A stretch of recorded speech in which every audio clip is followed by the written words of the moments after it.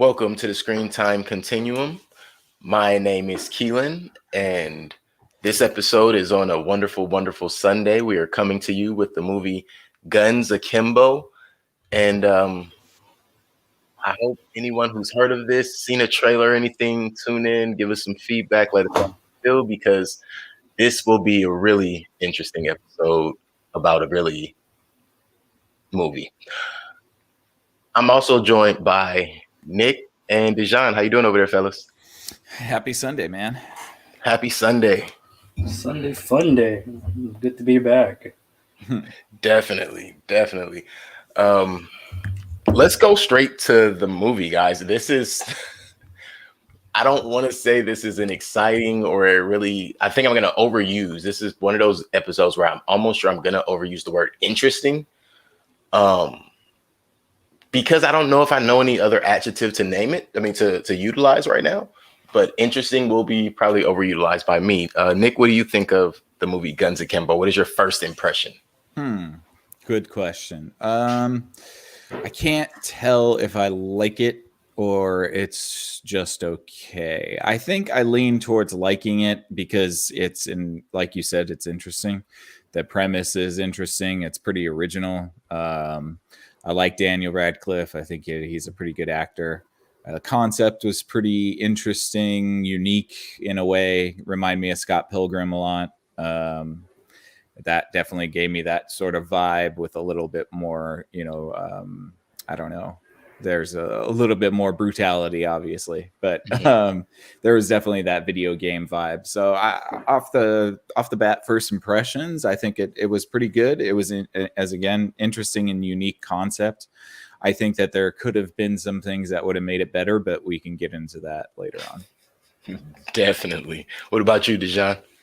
Dejan had to drop out, so I will plug him back in as soon as he jumps into the lobby. But right. What were your first impressions? Right, my first impressions, and really quick. Sorry for those who were probably wondering, like, how did he not see that on the screen? Like, sometimes I'm not looking at my screen. Right. But my first impressions, it's really weird. So when we first jumped into the movie, I was really trying to fill out where we were going. I was getting those I can't remember the name of the movie, and I had even thought about it, but that movie with Angelina Jolie and James McAvoy, that movie. Wanted. So at first it was giving me very Wanted vibes with the whole waking up, he's having a bad day, crappy boss that's kind of on his back for no reason. And then I started getting, like you said, Scott Pilgrim vibes. I even got kind of like not Tron, but Death Race vibes. I got really quick Death Race vibes off the top. So I was expecting a lot of what I got, which was somewhat of an action movie. And I was thinking I was going to be disappointed as far as comedy, but that kind of caught up too. So everything I was expecting as I was going through, like things that came up, kind of got satiated through the movie. Like I was definitely pleased with everything I expected. But going into the movie, I had zero expectations. So I don't think there was a floor to fall through, just a ceiling to rise to.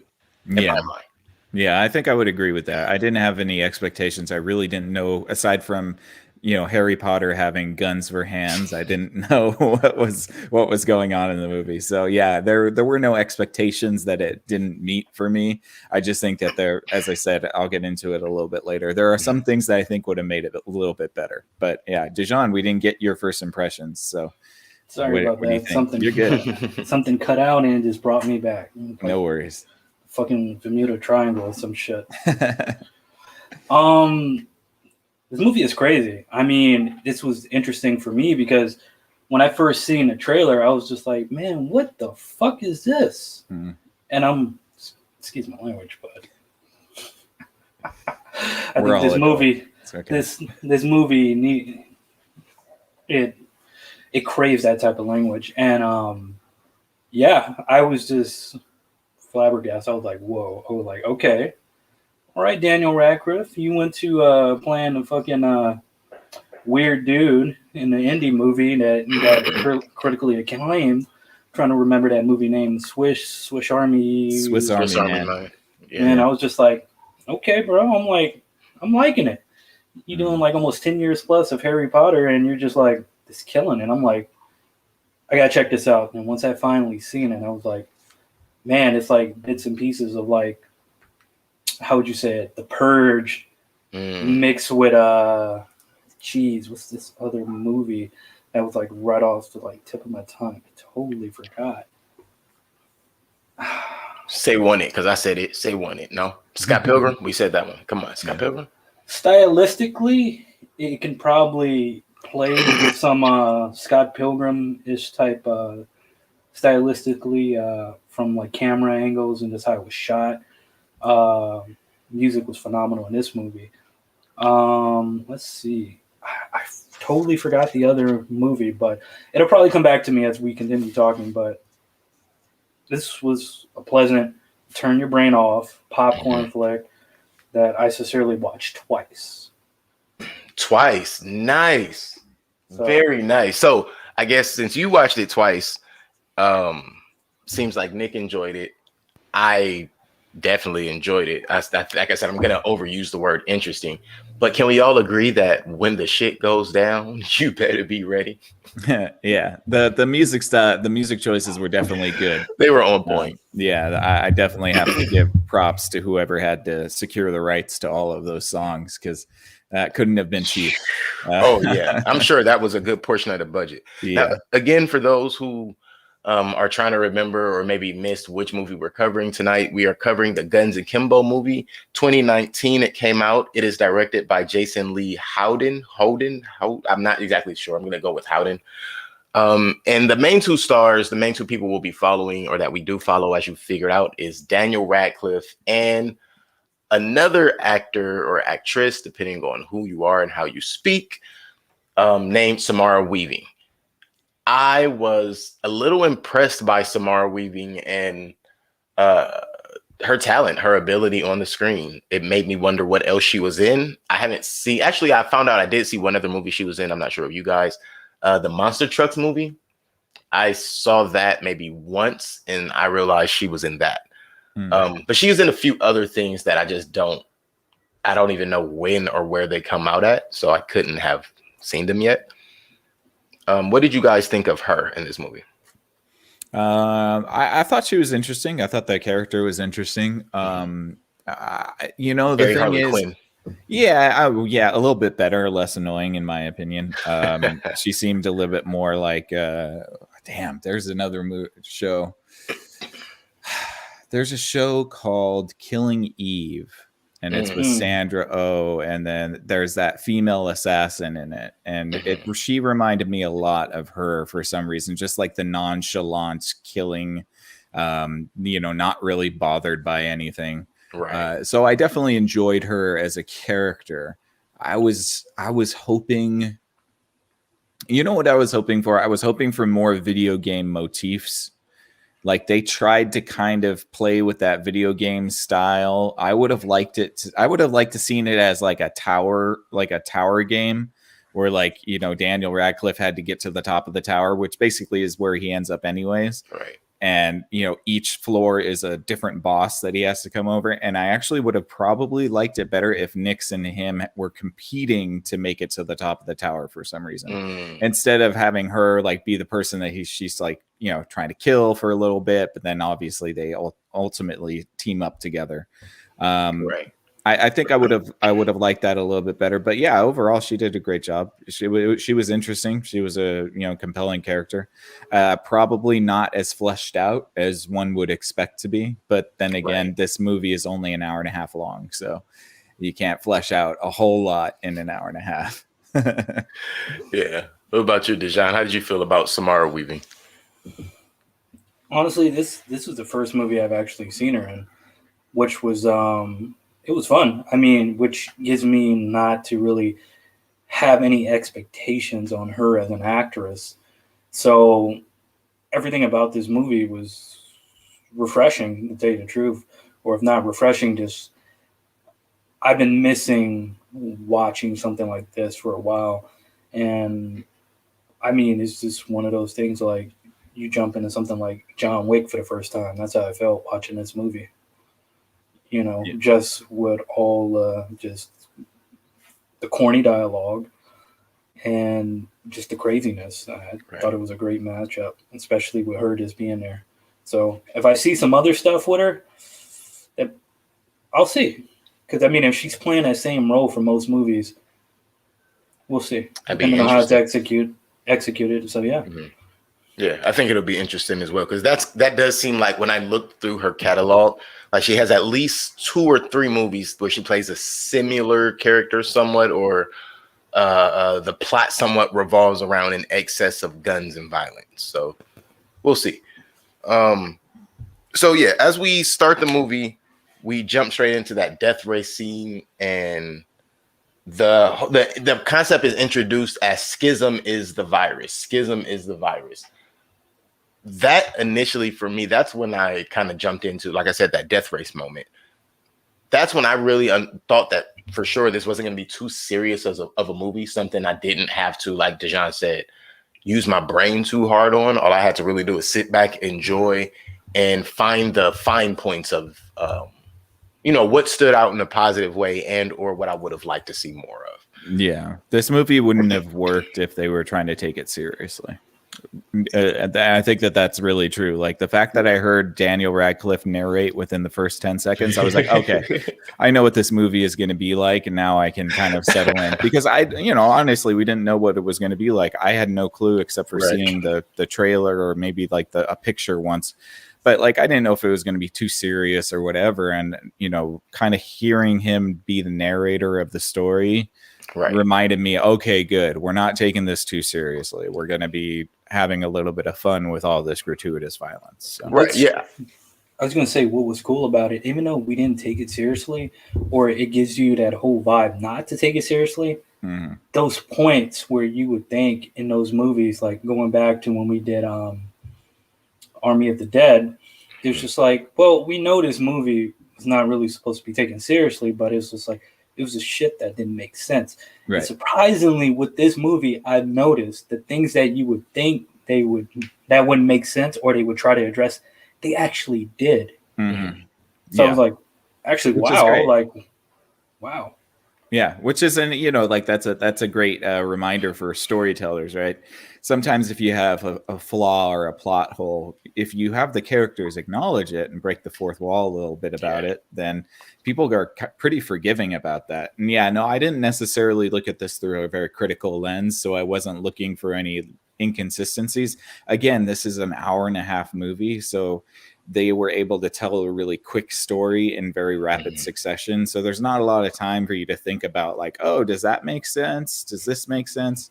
So I think it worked out perfectly that, you just kind of like go along for the ride. Right. And if you ask me, a good portion of it did make sense somehow. Like, it felt congruent. Right. No, I'm not saying that there were any plot holes. I'm just saying that the pacing of the movie also doesn't really allow you to look deeply at the situation too much. I can say that one thing I did enjoy after that, I mean, shadowing was being done. Like the foreshadowing through the dialogue, transitioning from the music to how things are going to end up to be. I was like, oh, that's dope. That's good storytelling. I'm like, wow. Come on, Zach. Learn your shit. Zack Snyder, man. Come on. There we go. I knew there was a point coming in there, and I think it's a very good one to be made. So, along with the plot just kind of running through and them doing it, not just quick, but very cleanly, I enjoyed how we jumped from learning a little bit about Miles, finding out how much of a troll he is, and that trolling getting him into the situation that created the plot points for the movie. That was brilliantly done. And even how they tied it together at the end with some of the things that the bad guy said, bad guy named Richter. Excuse me. So at first it wasn't really clicking for me. It was like, so he goes from talking crap on the internet to now you guys are kidnapping him and throwing him into this game. But it gave you that insight to let you know the world thinks that people are volunteering to be a part of, like when Nova was talking to him about it, and she's, oh, you volunteered, you signed up for Schism? No, I didn't sign up for what? Do you know me? And I think that, from that moment of him being a troll, him being forced into it, and then that conversation with her where you realize like the world thinks these are people who are just deranged and want to go out and kill, and they have an outlet to do so. Mm-hmm. I thought that was brilliantly done, because how else would you let this just go? Why would society be so okay with it? Well, unless you think people are doing it by choice. I mean, I don't think society would be okay with people being forced into it, is what I'm saying. Yeah, maybe not. Maybe. I don't know. I don't know that everybody was forced into it. I'm sure there was probably some voluntarism, but yeah. Obviously, people kind of assume that Miles is in on it. But I'm glad that they didn't belabor that too. I'm glad that he was upfront to Nova. Like, he didn't just like, oh, I can't tell you. Oh, I can't tell you. Because that's one of the things that bothers me the most about movies is like when a character has to tell somebody something and they just put it off until it's like way too late and all the damage is done. Yeah, exactly. So I'm glad that he was like, hey, look, this is what happened. They bolted, guns on my hands. Obviously she freaks out, but I definitely gave him I gave the writers a little plus in my book for being straightforward. Another place I give the writers, the creators, whoever's job this is, or maybe it's just Daniel Radcliffe, the lack of gun etiquette on Miles's part continuously. It was mind-blowing, but at the same time, it was like, no, he really isn't that guy. He has no reason to have gun etiquette, and he has two of them strapped to his body. Right. He can do nothing about it. Of course, he's going to keep pointing it at people's heads and pointing it at himself. And it was like, yo, his gun etiquette is crazy. Yeah, and you know what? I totally agree with that point. I think that was a very good, nuanced character decision. I would have really liked it if Miles was inadvertently continually killing people. Yes, you know what I mean. But if they had given him an unlimited bullet count, I think that was a downstroke for me too. Absolutely, because it would have been cool to have him go up against a couple bosses. Because they had some boss fights, but really it was just the Gimp and one of the other people maybe. But it would have been cool to see Miles have to go up like a series of boss fights in order to get to Richter. And it being him, totally not a warrior, but kind of lucking himself into killing these people. That would have been kind of cool. Yeah, no, that was hilarious right now. That's the vision of that in my head is brilliant. So for sure. The only serious part of this movie, and I was really disappointed that they tried to make this so serious. I was glad when they weren't allowed to, I don't think this was written to allow too much seriousness. Everything's comedy. So the cops, that was just a little too serious for me. Just a little. Then you find out, oh, okay, it's because one of them is the dad of Nick's and his whole family was, still too serious. And then right when you're getting bored of the seriousness, because it's like that, this movie hasn't had any seriousness. Now we're going to go on a family reconnection. Oh, did you just blow his head off? Yeah. Okay. Back to the movie, I guess. I appreciated that. Not because it was, I like gruesome gore. No, it was just, it was kind of taking the movie left. Mm-hmm. I feel like it was one of those two serious moments where it's like, you're not going to give me Three Stooges level comedy and then all of a sudden try to give me the talented Mr. Ripley. No. Yeah. I think something that was also underdeveloped was Nix's apprehension about explosions.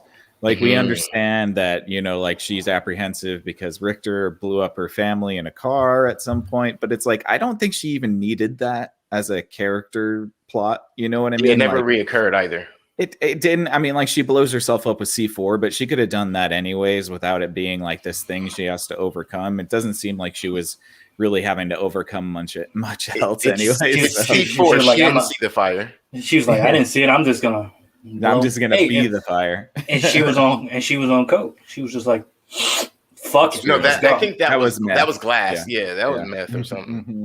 Let's hope it wasn't chalk. I thought it was Pop Rocks. I was like, oh, no, they could have did better. They could have threw some baby powder on those Pop Rocks. Hey, you can tell it was low budget, but it was great. I'm like, that's how you know it when you see that blood that looks like ketchup. Yeah, it was red paint. That squeeze on paint shit, painting for kids. Or when they have to do the one in the air, and you're like, is that cola? That's cola. Yeah. Somebody shook up the coke. Catch your camera. So sorry guys. So I also thought it was like they tied together things like Nick's being a criminal her entire life. So she, after everything went bad, she was just rebellious. 13, she's considered insane, basically. I thought that was very cool. Her joke about the Batcave when she got to Miles's house for the first time and she's like, nice Batcave. That was nice. Oh, it was actually, she actually said FAP cave. Oh man, I thought she said Batcave. No, I always watch a movie with subtitles. On. Yeah. I should have done it. Okay, well, I'm still gonna share that I thought she said Batcave, and I thought that would have been a really nice touch simply because he got the Batman job. So who? Daniel Radcliffe. No. I don't know if he actually is gonna get this film. That's Robert Pattinson. It's Twilight, man. That's Twilight. Yeah. You mean to tell me Harry Potter and Twilight aren't? I'm sorry, guys. Well, I'm learning things. I can understand. Why I know all white people confused. look alike, but still. No, okay. So here's the reality. No, because what I was gonna say, what's his name? Damn, we'll call him Edward. Robert Pattinson. Yeah, Robert Pattinson. Dude's a weirdo. Just to throw it out there, he was in a Harry Potter movie too. Yes. Harry Potter and the Goblet of Fire. Cedric Diggory. Oh, I didn't know that. See, look at me. Not knowing that they've acted together and they probably friends and looking like a complete jerk on screen. But no, I actually did have those confused. So I even have in my notes like, oh, she said Batcave and he has the job. And oh, yeah. But for context, I really confused the two of them regularly. And it's not because of the films. I just don't really follow them outside of those two. Like, okay, he was in Twilight, he was in Harry Potter. And just to throw it out there to you, there was The Simpsons Treehouse Horror where Daniel Radcliffe decided to voice Edward making fun of Twilight in one of them just for fun. Oh, wow. There you go. Yeah, So they're both British. So. Right, I'm gonna say, so apparently it's not just me. All right, cool. Thank you, universe. Thank you. You should just get Elijah Wood, Daniel Radcliffe, and Robert Pattinson to just stand in front of Keelan and be like, "Which one was Harry Potter?" One is which? Hey, dude, I used to confuse Elijah Wood. If Elijah Wood bleaches his hair, I might get confused. Right. For me, it was Elijah Wood and Tobey Maguire at times. I don't know why. Maybe when they first started, I could see that. You know what? This is going left. I don't want to. So. I loved when moving, and this is literally just to the next part of where we're leaving off from, her meeting up with him. He slides down the stairwell. He gets out of everything. After he meets Nova and he gets out of the clothesbin and he meets the crackhead. His name was Glenn Jamin. Nigel from Flight of the Conchords. Yes. Yeah. But I just thought it was funny to look it up, and it's like Glenjamin. That's his name, really. Glenjamin. I like that guy. He's a great actor. Yeah. He always does really weird bit roles, but yeah, he was very entertaining. Okay. Yeah. And bless him. He was the only reason that he could put some actual pants on. So yeah, we were going to be seeing Daniel Radcliffe's hairy legs the entire movie. I mean, hey, I would after seeing the hot dog roll next to the condom and over the Coke, and he still ate it. I don't think his legs would bother me that much. I didn't even notice that to the second time watching. I was like, oh, that's a condom. Wow, it's a used condom. 8-month-old hot dog with condom. 8-month-old hot dog. He got that from McDonald's. So yeah, again, then you get back to the cops and you realize again everything is connected. What I loved, and I'm gonna say I loved, it wasn't just interesting, but I absolutely loved the amount of wonderful, wonderful toys that Nyx had through this entire movie. Like I felt like I was watching the Batman Joker from the late 80s or early 90s, whenever that was. You talking about her finger she lost? No. Like just for Friday Night Action. She had every single. That's funny too. She had every single. She had the Gatling gun. She had the rocket launcher. She had a bazooka. When she first opened, she had the dual Tommy guns with the Those are dual Uzis with, dual Uzi with with like a barrel cartridge. Thank you. He understands what I was trying to say there. But yeah, drum mags. Yeah, all of that. I need to play more COD. I would have been quicker to name all this. But what I'm saying is, like, she had the coolest guns throughout the entire movie, aside from the long barrel pistol, which again feels like a gun from the Joker in the the Dirty Harry. Yeah, the Dirty Harry pistol. Just guns that reminded me of the Joker from back then, man. Good time to me. Good times. It was nostalgic for me. I loved it. I absolutely thought that was the coolest part. He just needed a prop that just said "pow" when they shoot it. Right. At least on one of them, that would have been or cool. bang. Mm-hmm. Yeah, bang. But just one. The rest of them could have kept being kills.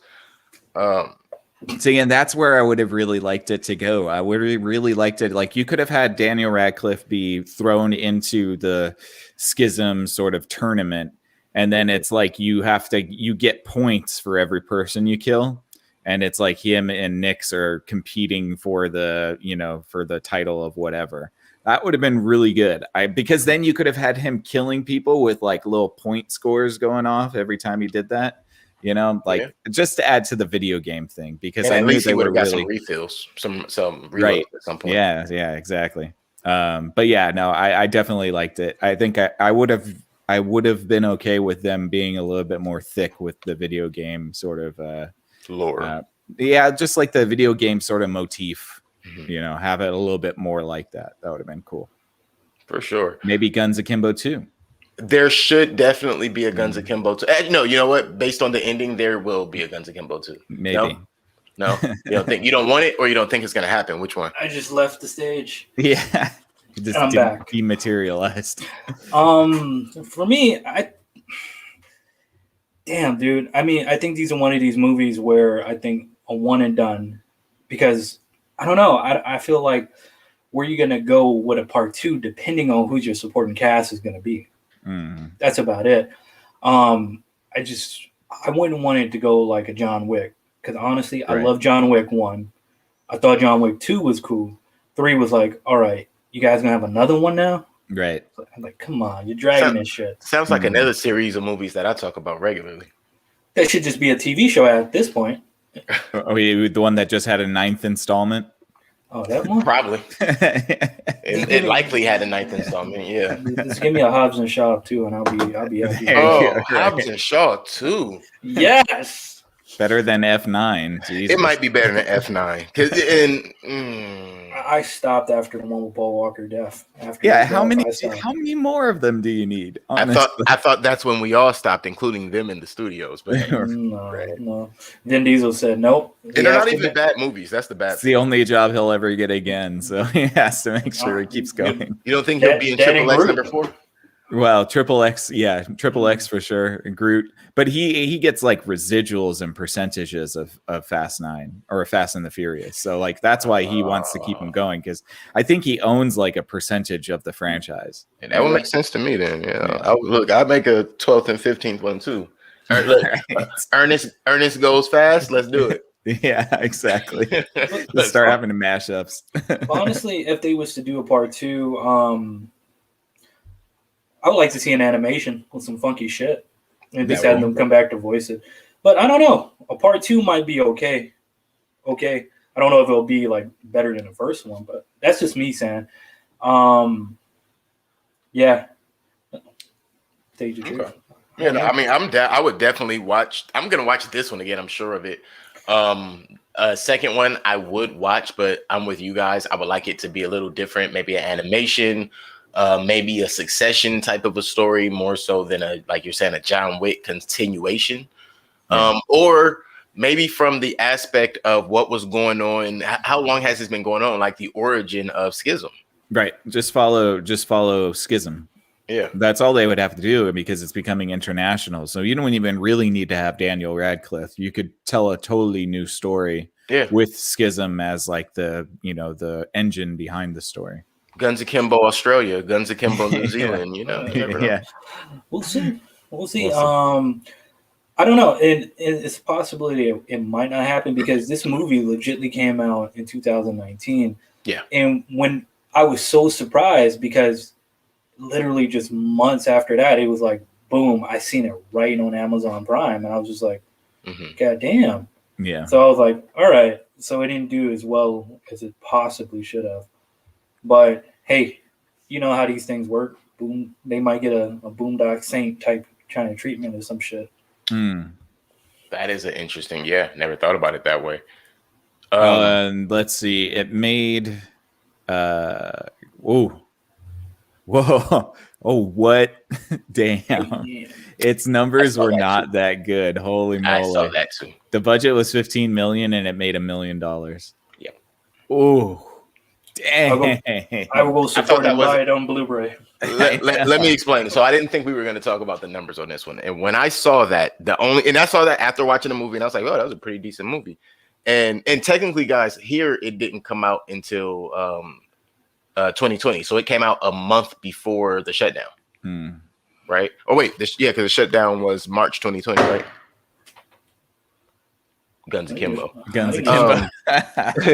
Schism is the virus. Yeah. But yeah, so it came out when I looked at that, it came out a month before the shutdown. So it had time to make well over $1 million. Yeah. It probably was marketed poorly.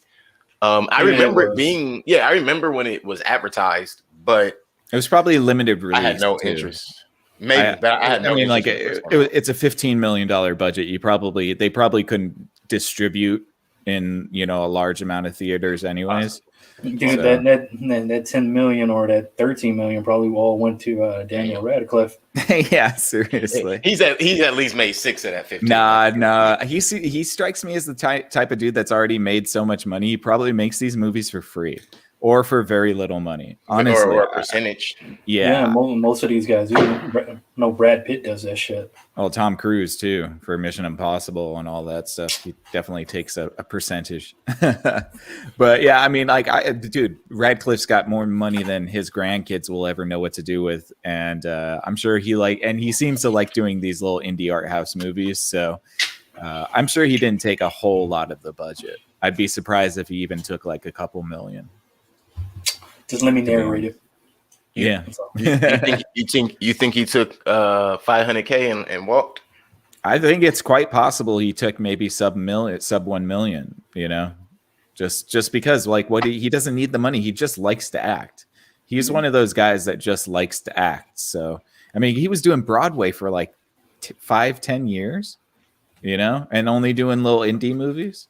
So I thought that was a contractual thing because of Harry Potter, honestly, but I can see it not being the case because, as we've talked about off air, there's nobody that we can think of from the Harry Potter series who seems like they are forced to do anything that they're doing, like any of their projects. They all seem like hand-chosen projects. To tell you the truth, all of that resides where Warner Brothers shitty contracting.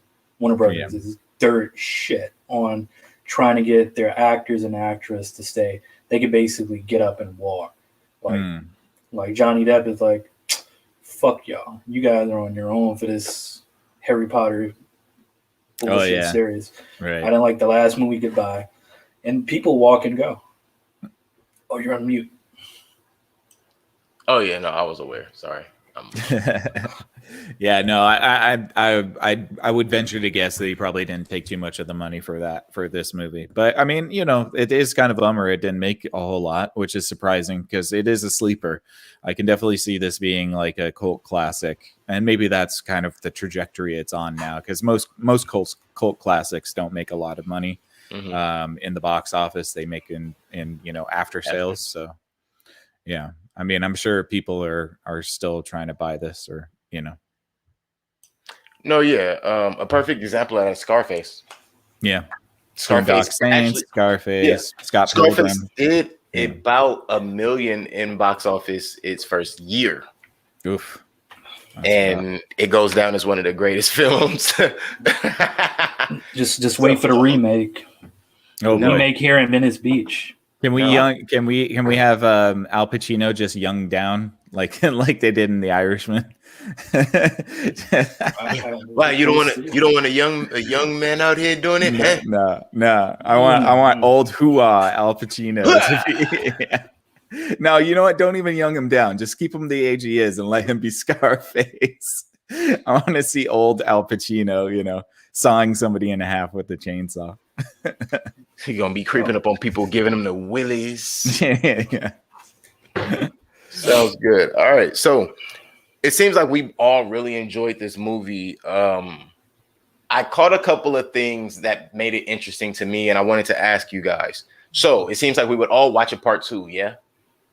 Yeah, I mean, I think it's fair. Considering what it's done, I think it deserves another film if it wants to. But I also agree with Dejan. Like, this could be fine as a one and done. Sometimes you don't need to add more to it. See, what would seal the deal for me for part 2 is just seeing Samara Weaving coming back, like, but you died. But you die. Did I? And then they don't. And then they don't address it for the rest of the time. Boom. For the whole next 2 movies. I watch addressed when it turns into a series. See, and this is the beauty of movies like this, where it's like they could totally bring her back, and I'd be like, yeah, okay, whatever. I don't care. You don't even need to explain it. Just bring her back for some reason, and that's it. Ooh, now I know the movie I can compare with this. It was Crank. Oh wow, yeah. Oh, he died yeah. like 5 times in that movie. Right. Is that the Statham movie? Yep. Mm-hmm. Yeah. That definitely makes sense. That was the first one, and then there's like 7 more that are exactly like it with a different name. Mm-hmm. Oh, the mechanic, I'm not high voltage. Huh? Yeah, part 2 was High Voltage. Oh, so that was considered part 2? Was that really considered a part 2? That was part 2. Then I don't even know. There was no part 3. But what you're probably thinking about that just came out with so many movies afterwards was the fucking Transporter. Yes, no, that's what, yeah. It was the Transporter. Yeah. Then he was the mechanic. Then he was Statham was the part Transporter 2. originally. Yeah, he was all of them. Yeah, he was. That's what I'm saying. There's some new shit that's similar to it that just came out in theaters like a month ago. The Wrath of Man. I feel like Crank. I feel like Crank is the initial, and then they only got to the Transporter because in Crank, he was kind of just everywhere, and it was a B-rated movie. But Transporter, they got a budget for, and that's why everybody's like, "Oh no, Crank put it on the map." Because think about it, why else would he be driving and punching on people? You kind of reminded me of what was that first-person action shooter movie? Doom? What was that called? Not Doom. The first one. It was called Grand Theft Auto. No, it was dude, first-person shooter. House of Dead. It was a first-person shooter movie. I forget what it was called. Ready Player One? No, it's Hardcore Henry. Oh, Henry. I forgot about that. Wow, I've never seen that movie. Or it's like it's shot all in first person. Yeah. It kind of made the same sort of pacing going on for sure. Yeah, I remember that trailer, and but I have not seen that movie. Hardcore Henry, yeah, that's actually a good watch to me. Okay. Okay, so we all have an opinion about a part 2 at least. A video game. If this were turned into a video game, I'm not asking if you would buy it. It could be free. Would you play it? If it were like an RPG-esque style game, maybe, yeah.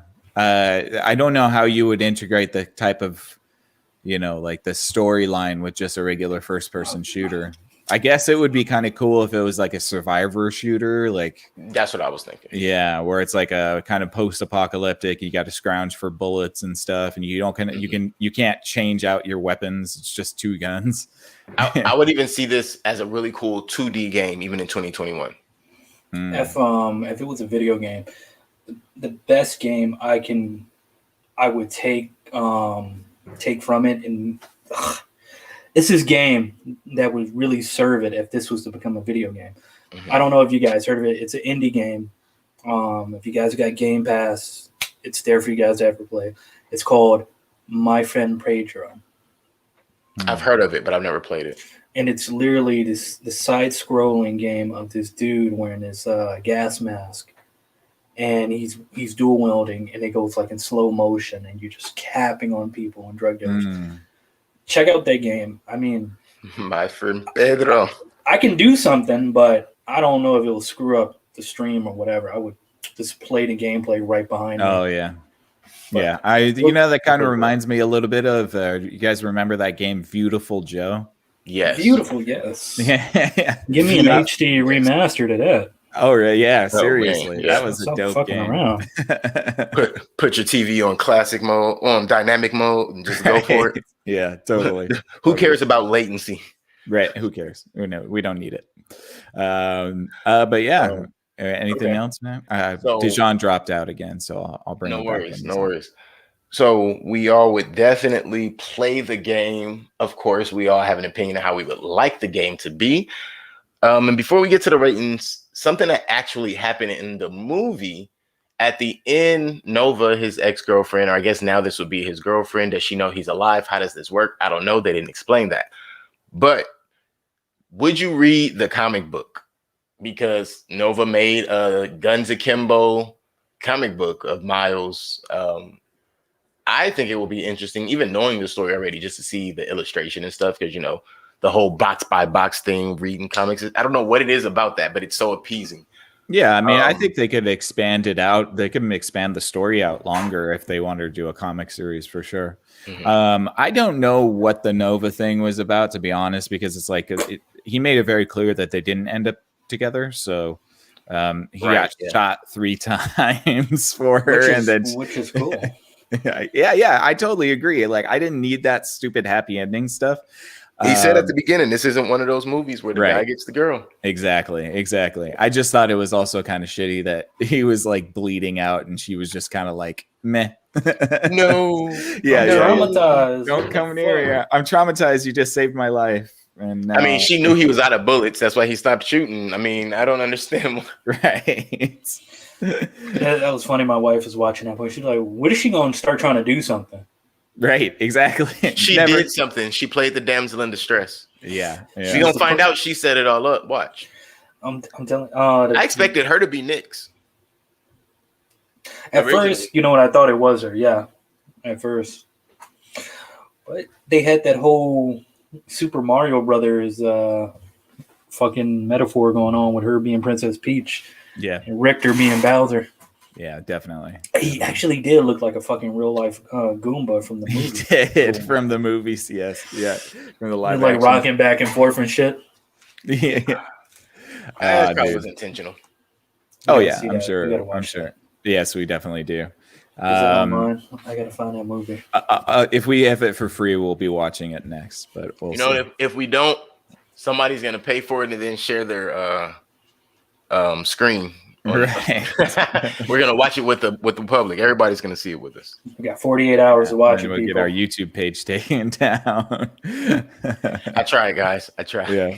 Hey, we'll just make a fake one. That's fine. Verified and within 24 hours. Go. Yep. There we go. All right, for sure. So, anything you guys want to add? Anything that you guys would like to point out that we didn't so far? I promise everything is fine over here. It's just really close to July. Just guns akimbo. Just got Daniel Radcliffe outside. That's all. No, nothing else to add, man. I think we can get into ratings. Sounds good. Oh, I got him outside my house too, man. It's just I'm a little bit deeper inside my house. I don't feel so bad now. Yeah. Oh yeah, no, I know we all have it. It's where I chose to be today, and I'm like, really? I'm not worried about that. I soundproof this bad boy. Going. You think it's gonna be like last year, where it was like 5 months of fireworks? Yes. Yeah. I think it's gonna be about the rest of the year. Going into next July, they'll start running out. Maybe you're right. Yeah, that is true. It's saving it. Hey, you guys are lucky. I got a kid. He can't stand it. He freaks out. So I don't sleep. Yeah, motherfuckers, dude. Seriously. No, I understand, man. That's stressful for a kid, man. Mm-hmm. I have noise canceling headphones. It helps. Right. I mean, it annoys me, and I'm an adult, so I can only imagine. That's what it helped. It helped stop me from annoying. Like, it doesn't even make me jump. It just gets me to a point where I'm like, all right, my TV's loud enough already. Well, right. Play some Call of Duty. Yeah. The surround sound. So ratings. Mm-hmm. Guns Akimbo.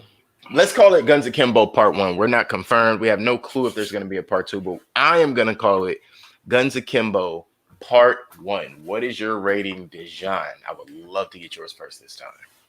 Why gotta be? Oh, seriously, man? Because you're so cryptic about what you're going to rate things, we can't get a pulse on what you're going to rate stuff. This is your arm. This is us trying to get the pulse. Yeah, it's. Dude, you guys sound like when I'm trying to get blood drawn, they can't find Where's the your vein. vein? Yeah, It's too deep. Yeah. I'm gonna tell you this. I was gonna give it a 10, but I'm giving it a 9.5 for one reason. One reason. I did not need to see Daniel Radcliffe's dick or a prop dick. Right. That's fair. I am glad I missed that. What? Don't explain. I'm just glad I missed that. That is fair. That does dock at least half a point. So you saw it twice, huh? Yeah. I seen it twice. Yep. I seen it twice, and blame yourself for the second time. Don't blame them. Just I watched the hot friend. dog. I watched the hot dog shit over and over, but that shit. Now I understand why the hot dog didn't bother you so much. Yeah. You know, it was bad enough. My wife was like, "That was probably a prop dick." I was like, Yeah. No such thing. It's no such thing. Here's a lesson for those who aren't aware of how most guys see this. It's no such thing as a prop dick. There's my dick, and then there's no other one I want to see. That's I want to see that. And you know what? I'm sorry. And I used to have fun making a female character with a dick on Cyberpunk, and you know what? Now it's just not funny anymore. No, it's not funny. I'm sorry. Right. I apologize to both of you guys. Yeah. I would never Apologize to the rest of the world. Apologize to the cyberpunk world. Well, he didn't send the rest of the world the screenshots. I didn't make that game. I didn't make that game. That is true. That is true. They gave me that liberty. Some weird Polish people, I tell you. Then they had dick sizes. Oh no! All right. Yeah. So Dijon's rating is a 9.5. Yep. All right. On Guns Akimbo. Yeah. Wow. I think I'm gonna go for an 8. It's an 8 for me. I enjoyed it. It wasn't the best thing I've ever seen. I think that there was a lot of potential. It was really unique. I enjoyed Daniel Radcliffe. I enjoyed the fast pace of it and kind of the tight story that it told. I think it did that really well. I think it's phenomenal for the budget that it had. So yeah, I think a solid 8 for me is where I'm gonna lay that down. For sure. I think that's pretty angled as well. I had it at an 8, and then I just found out something I didn't want to know, and I think we all agree that deducts a 0.5. So I'm going to go with a 7.5 because wow, what? I'll tell you guys this: you guys are lucky I haven't figured out how to use the software completely because I was just having to play it in the background. No. We'll definitely get flagged for that. And from that point, we'll only be on OnlyFans, Vimeo, Patreon, things people have to pay for. Yes. So for me though, I enjoyed, again, like you guys said, the music. I liked the screenplay all the way around. Yeah. I guess I didn't use the word interesting as much as I thought I would. I was able to find some more articulate verbiage. I really was impressed. I'm going to say that. I was impressed with the fight scenes. Not just the gunplay, but the fight scenes. Like, it was cool. It was entertaining. Everything was... it seemed like they had enough time to not just shoot the movie, but to have fun. It definitely seemed like a fun flick. Yeah. And there's not much I didn't like. There's a lot that could have been better, or there's some things that could have been better, but I can't say I didn't like anything. So I'm going to roll with a 7.5. It was a great introduction to Samara Weaving. I look forward to seeing her in something else. And, you know, I might actually keep an eye out to see what Daniel Radcliffe has coming next. That's what happens when you do good work. Now people are interested in what you got going on. Definitely. Yeah. So, yeah, when we put all that together, just trying to work this out in my head. It's about 8.3. 8.3 average, yes. I was going to give the 25. Yeah, I was going to say I was going to give the 25 of 30, but yeah, about 8.3 average exactly. And I think that's really good. 8.3 out of 10. That not bad. Probably puts it like in third place, maybe solid. Maybe fourth place for us. It's a solid flick. Yeah, Mhm. definitely worth the time. And, you know, it's not that long, which even makes it kind of better, in my opinion, because then you don't have to invest that much time to watch it. It's fun, Right. you know? And the beats of the movie is great. So I'm Yeah. not sitting there like Rise of Skywalker where I'm like, Yeah, when the fuck is this gonna exactly. end, dude? Right. No. Totally. You weren't asking that question. You were doing this. No, dude, I was Oh, shit, it's literally still mad. on? No, I was mad. Mm, Oh, you were really okay. Yeah, no. I I fell was asleep. I told you guys this. yeah. No, I don't remember. But damn, Yeah. The great thing about this movie is that the moment I thought, oh, how long have we got left? It was like It 5 was minutes over. left. Yep. Yeah. And I was like, oh, perfect. Yep. You know, the moment I started feeling a little antsy, I was like, oh, it's wrapping It's up. almost Good. done. Yep, it's Yeah. out of here. You know, I loved it. Again, for me, the main takeaway is when the shit goes down, you better be ready. You better be ready. Definitely. And we got a comment here. Mara wanted to let us know about the mashups we were talking about, Machete and F9, the Fast and Furious. So that would be actually pretty cool if Machete just started killing all of the Fast 9 characters. I would be okay with that. And he'd have to bring I'm still waiting for Machete in space. Machete in space would be funny as hell too. That would launch it off. If he came into the F9 world, he would definitely have to take the Rose McGowan character with the machine gun leg. There you go. Let those two get busy. It's gonna be crazy. Yeah. Okay. Well, yeah. You guys good on that? Oh yeah, I think everybody out there has gotten their fill of our opinion of this. And for those who haven't seen it, I think they are enticed enough to go and give it a look. This is definitely one of those movies you can hear about, talk about, watch more than once, and I don't think you'll get tired of it. So yeah. It's on Amazon Prime, people. Check it out. Yeah. Definitely. You don't have to pay for it this time. Yeah, for sure, do not. And so for the Screen Time Continuum, my name is Keelan. Before we get out of here and we do all of the exits, please take your time to go and venture through our pages over on the Facebook. Nick has another show that he does with Ayla and Mike. That is called the Exo Fathom. And on the Exo Fathom, they talk about everything you could think of: conspiracies, theories, just natural everyday life things. Anything that comes up, you never know. Go through their catalog or tune in when they go on live. We're going to talk about shadow people tomorrow. So that'll be an interesting one. That's going to be great. I'm tuning into that. Come on, I'm going to go to sleep, Nick. Come on. Yeah. So yeah, as you see, they come on Mondays and Fridays at 8 p.m. And as you see, shadow people is their next topic. So they definitely don't stray away from the interesting topics. Mm-hmm. If you want to know anything about statistics, whether it's sports or different things going on around the world that we may just start throwing at you, I have a show called If Numbers Could Talk that comes on Tuesdays at 6 p.m. You can catch both of those shows on YouTube or on Facebook. And if you don't want to tune into any of that, you just want to hear about movies and us blabber on about everything we do on this show here, Screen Time Continuum is going to continue to be here for you on Wednesdays and Sundays at 8 p.m. as well. Tune in to our next episode on Wednesday. We'll be covering episode 3 of Loki.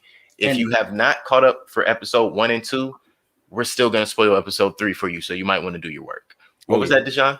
And we're on YouTube. If you guys need to catch up on anything, that is Screen Time Continuum or Numbers Can Talk and Exo Fathom.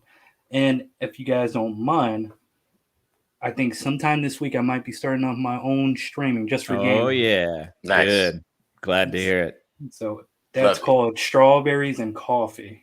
Strawberries and Coffee. Make sure you go check him out. I think I saw your Twitch page, right? You were sharing that on Facebook? I'm starting, and cool. Yeah.